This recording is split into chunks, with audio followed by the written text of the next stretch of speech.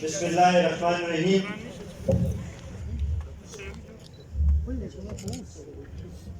सदर इजलास काकूर से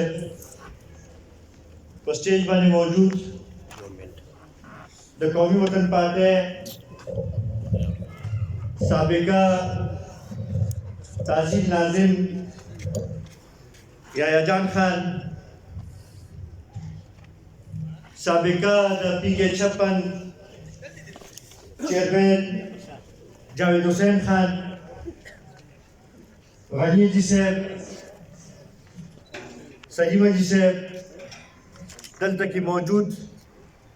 द जिले और द हल्के नूर अहदेदारान, द मुख्तलिफ यूनियन कौंसिल रागले द पार्टी मशरान और माता मखामख नास जमा द कली मशरान और इज्जतमंद और जवानान और अस्सलाम वालेकुम। ज़रूर के अवल खो दाख पर रखा और कौमी वतन पार्टी द टोलो कारकुनान तरफा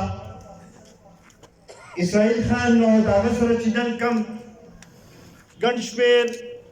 इज्जतमंद मशरान मुंसर पर कौमी वतन पार्टी की शामिल शु अभी ता हर कलेम में और दा यकीनदानी और वर्कोमा कि वो सही फैसले करेगा इंशाअल्लाह योजेबा दे पुख्तून काम द तरक्के सो काले लपारा योजेबा जितु जल पकोबा और इंशाअल्लाह दा काम द तरक्के बना रहा है ज़दल तकी मिलमाना को काफी लागली दी कोई दो मिलमाना कि खासकर दसाफूना अस्कर जिसे वो बरागले दे और द नवागेना नवाज खान दिल तक रागले दे अभी तम परे प्रोग्राम के पर आप लोग माने और करे हुए मां इज्जतमंदो नन दामिला पार्टी का खुशहाल और इज्जत खबर ला सलीम जी से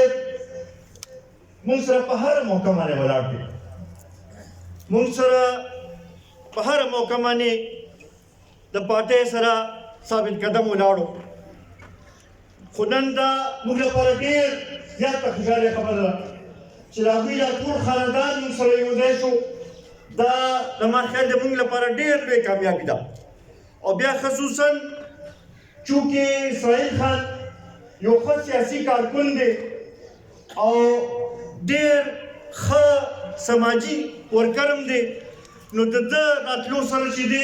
जदा करम से पार्टी पर नोर मजबूती की बा और इंशाल्लाह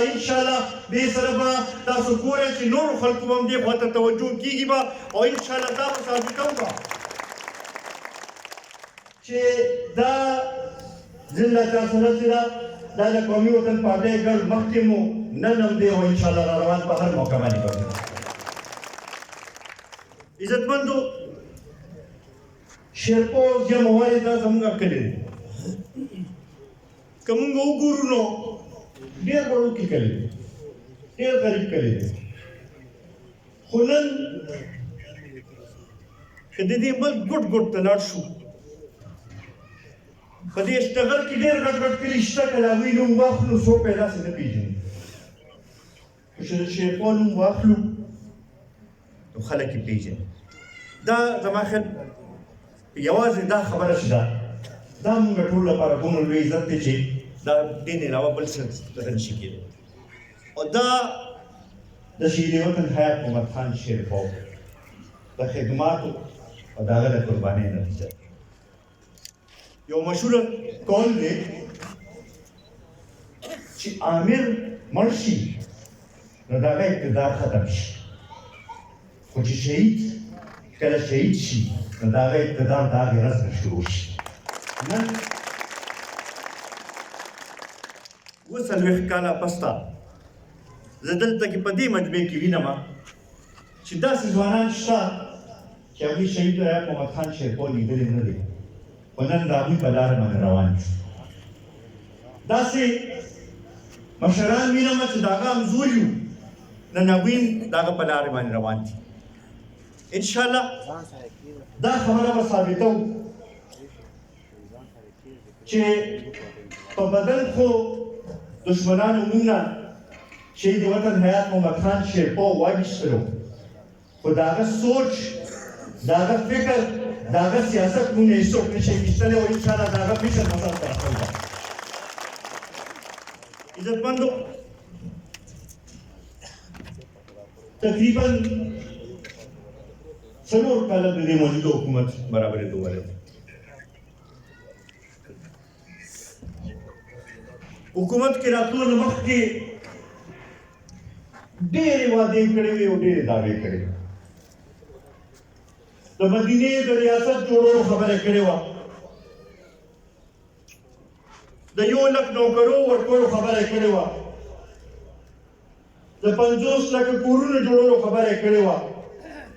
د نوي پاکستان بنیاد ایښودلو خبره کړې وه، د قرضو ختمولو خبره کړې وه. خو زه نن د ډېر افسوس سره دا وایم چې 4 کاله د دې باوجود چې صدر دودي، وزیر اعظم دودي، قومي اسمبلی کې اکثریت دودي، د سینټ چیئرمین دودي، صوبې کې گورنر دودي، صوبې کې وزیر اعلی دودي، صوبایي اسمبلی کې اکثریت دودي، خو موږ ته اوس هم پرې ښکاره نه شو چې په دغې وعدو باندې دوی عمل کړی. په دې 4 کاله کې د پاکستان په تاریخ کې ټولو کې زیاته قرضه واخیستل شوه. ده به دا ویل چې د پاکستان حکمرانان قرضه دې لپاره اخلي ځکه چې هغوی کرپشن کوي. نن دې موږ دا تپوس کوو چې ستا په دې 4 کاله اقتدار کې خو د پاکستان د تاریخ ټولو کې زیات قرض واخیستل شو. مونږ ته خو دا ښکاره نه شو چې د عوامو په مشکلاتو کې څه کمی راغلې، د عوامو تقدیر بدل شوی دی. مونږ ته خو دا ښکاره نه شو چې د ملک څه صحیح لاره باندې روان شو. نو نن ته بیا مونږ له د دې جواب راکړه چې کومه خبره چې تا کړې وه نه یې ستا باره کې نن موږ هغه خبره وکړو چې ستا په حکومت کې کرپشن دی ځکه دا دومره زیاته قرضه تا واخیستله. دې نه مخکې چې کوم حکومتونه وو نو هغې کې به چې کله د مختلفو ادارو ریپورټس رالل خاص کر د کرپشن په حوالې سره نو تاسو به کتل چې ده به هماغه وخت کې د میډیا مخامخ به راغی او لوی شور به جوړ کړو چې وګورئ که نه فلاني ادارې هم دا وویل چې دا عمل کرپټ دی او فلاني ادارې هم دا وویل چې دا عمل کرپټ دی. نو موږ ته اوس نن تپوس کوو چې ټرانسپیرنسي انټرنیشنل چې د هغې ریپورټونه به تا په لاس کې نیولي وو او تا به ویل چې یاره دا پاکستان یې په ټوله دنیا کې وشرمولو، نن خو په هغې کې د پاکستان درجه په کرپشن کې نور هم زیاته شوه. نو نن ته جواب راکړه چې دا ستا د حکومت نااهلي ده، دا ستا نااهلي ده، دا ستا د حکومت کرپشن دی او که نه دی؟ دې جواب موږ راکړه.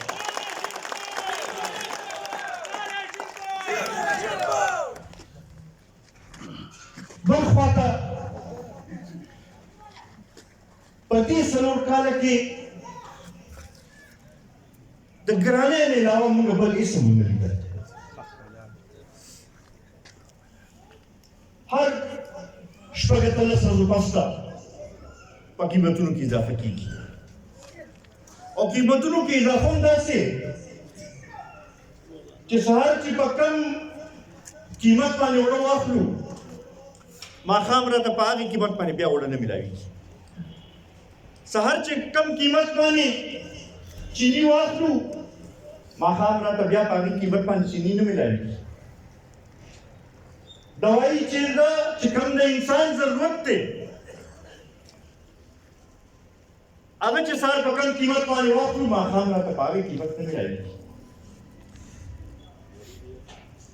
بجلی قیمتونه کم ځای ته ورسېدل، ټول ټیکسونه او هر څه چې را یو ځای کړي نو 40 روپۍ یونټ ته ورسېدل. 40 روپۍ یونټ ته. د ګیس قیمتونه کم ځای ته ورسېدل، پټرول ډیزل کم ځای ته ورسېدل. مونږ خدای ویلو چې دا خلک به کوم ځای نه دا ټول خرچې به پوره کوي. بل خوا ته چې ګورو نو د دې یو پروا نشته. او بله ورځې وزیر خزانه وایي چې دا غلطه خبره چې پاکستان کې ګراني ده، وایي پاکستان کې ګراني نشته. چې دنه تپوس وکړې یاره میاشتو خبره ده، په دې میاشتو کې هم 4 کاله تېر شو. وزیر اعظم صاحب ته راشه دې غریبانو نه تپوس وکړه چې دوی په کوم طریقې سره دا ژوند تېرۍ لګیا دي. تا خو د 1 کروڑ 9 کروڑ خبره کړې وه، دلته کې خو زما خیال دی چې د 5-6 کروڑ نه زیات خلک تا بېروزګاره کړل.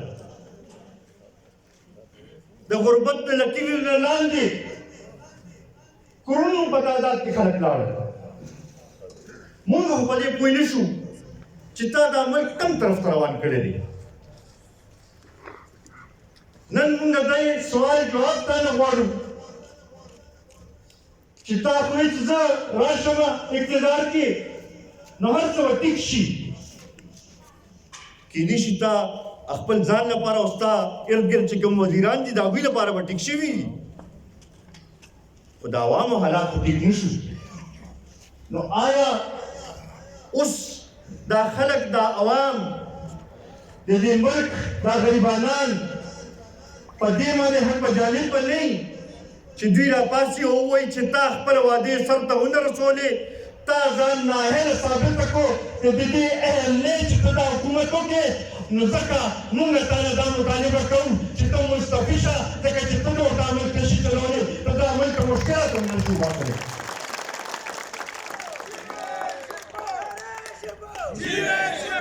او بیا خصوصا پښتانه چې وګورو نو موږ خو د 8 کاله داسې نه د ده اقتدار په کوم باندې په 2014 کې زموږ صوبې کې د دې حکومت و. اوس هم که وګورې نو زیات ته زموږ د صوبې نمایندګي د په اسمبلی کې دوی سره پښتنو کې ټولو کې زیاته مایوسي ده، ځکه چې د پښتنو مسلو طرف ته خو هېڅوک توجه نه ورکوي. مونږ ستاسو په وساطت سره په اسلام آباد کې ناست خلکو ته همدا ویل غواړو چې تاسو دا کومې پالیسۍ چې چلوئ دا ټیک نه دي. تاسو ته پکار دی چې دا پښتانه ځان ته رايوځای کړئ، ځان ته رانږدې کړئ، دا ملک په حالت ترقي کوي چې ټول قومونه پکې خوشحالي. مونږ خو دا چېرته ونړېدل چې یاره د سیندي کارت بلاک شوی دی، مونږ خو چېرته دا ونړېدل چې د پنجابي کارت بلاک شوی دی، خو چې خبره شي نو د پښتنو کارتونه بلاک کېږي. یو طرف ته راته وایي چې یاره قرباني ورکړئ،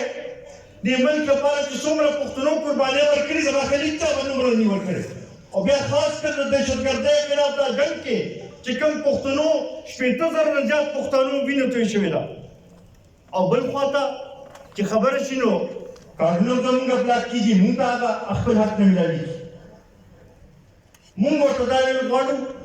چې مونږ د دې ملک اوسېدونکي یو، خو تاسو هم راله حق راکړئ، تاسو مونږ له خپل هغه دغه راکړئ چې مونږ هم د نورو برابر وګڼئ. دا په دې نه کېږي چې تاسو په مونږ جواز ونه لګوئ او بیا به راته ووایم چې یاره قرباني م ورکړئ او دغه م وکړئ. عزتمندو، د قومي وطن پارټۍ بنیادي مقصد هم دا دی چې مونږ غواړو چې د پاکستان کې دننه چې څومره پښتانه آباد دي، څومره پښتانه میشته دي، چې هغوی ته خپل حق میلاو شي، هغوی ته هم ترقي میلاو شي. زمونږ په ځمکه باندې ډېر معدنیات دي، تیل دی، دلته کې ګیس شته، دلته کې بجلي پیدا کېږي، هغې کې هم زمونږ حصه هم جوړېږي چې زمونږ دا خلک هم ترقي وکړي. بیا دغه شانتې زمونږ د قبایلو دا مشران دا وروڼه چې دي دوی ته خو ډېرې مودې پس ته چې تا یو لحاظ سره په کاغذونو کې ومنلی شو چې یاره دا د دې ملک حصه دي، خو دا صرف په کاغذونو کې نه ده پکار، دا پکار ده چې په هلته کې خلک محسوس کړي، هلته کې ترقي وشي، هلته کې خلکو ته روزګار میلاو شي، هلته کې خلکو مسایل حل شي چې هغوی ووایي چې واقعي موږ هم د دې ملک حصه یو او موږ هم چې دی په دې ملک د ترقۍ لپاره موږ هم خپل کردار ادا کول غواړو. نن چې زموږ د قبایلو سره کمې وعدې شوي وي هغه سرته نه رسولي کېږي. که هغه 100,000 روپۍ د کال خبره شوې اوس هغه ورته پوره نه ده میلاو شوې، نور څیزونو کې ورته هغه شانتې دغه نه میلاوېږي. دا وعدې که سرته ونه رسول شي د دې به ډېر خطرناک نتایج وزېږي. موږ دا غواړو چې دغې طرف ته توجه ورکړی شي، هله به د دې ملک ترقي کوي چې د دې خلک خوشحالي. دا سوچ چې یاره اسلام آباد به مضبوطي نو ملک ترقي کوي، دا غلط سوچ دی. چې صوبې مضبوطي د دې صوبې خلک چې خوشحالي هله به دا ملک ترقي کوي. دا سوچ چې دا راتله پکار دی. وایم دا د قومي وطن پارټۍ بنیادي مقصد دی. دا د شهید وطن حیات محمد خان شیرپا سوچ و دا د ملي رهبر جناب آفتاب احمد خان شیرپا میشن دی او دا میشن به موږ مخکې موضوع پاتې. عزتمندو خبرې نورې ډېر نه اوږدومه، خو یو سوال د دې اپوزیشن جماعتونو نه کومه. که ستاسو خیال وي نو دا د سټیټ بانک د خودمختارۍ دا بل چې کله مخامخ راغی نو دې ټولو پارټو وویل چې موږ به د دې مخالفت کوو، او د دې باوجود چې په سینټ کې د دوی اکثریت هم دی. زه دې دا تپوس کوم چې دا قوم ته دا وضاحت وکړي چې دا د چا د وجې نه په سینټ کې دا بل پاس شو. هغه خلک ښکاره کړي دې قوم ته چې د چا د وجې نه داسې بل چې د هغې د وجې نه پاکستان ته به نقصان نه شي، زموږ دې ملک ته به نقصان نه شي، زموږ معیشت ته به نقصان نه شي،